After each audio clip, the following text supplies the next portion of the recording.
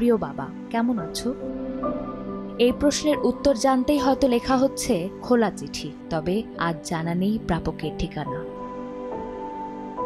ছোটবেলায় মা হারানো ফামিহা খড়কুটোর মতো আঁকড়ে ধরেছিল একমাত্র সম্বল বাবাকে।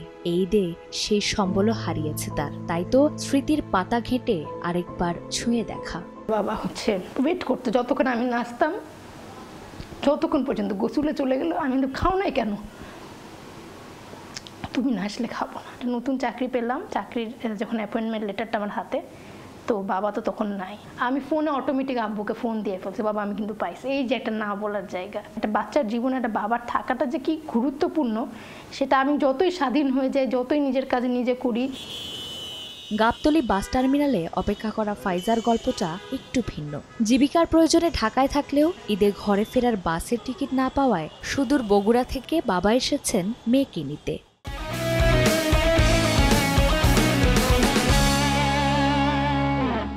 ঈদের সময় আমার কিন্তু একা যাওয়ার কথা, মানে ঢাকা থেকে বগুড়াতে।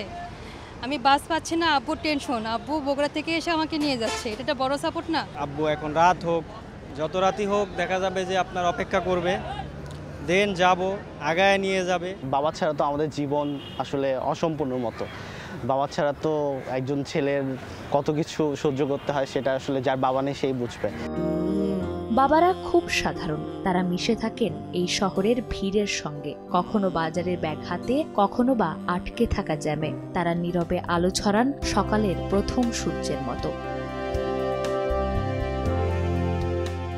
বাবা কখনো হার না মানা এক জীবন যোদ্ধার নাম। তাদের কাজ যেন লোহার চেয়েও শক্ত। তাই তো কবি বলেছেন, বাবার হাতে খুলল মোদের জীবন পাখা, বিশ্বটাকে প্রথম মোদের বাবার চোখে দেখা। সেই বাবাদের উদ্দেশ্যেই আকাশে উড়ুক সব খোলা চিঠি, বলা হোক বাবা তোমায় ভালোবাসি। চন্দ্রিমা চৌধুরী, সময় সংবাদ, ঢাকা।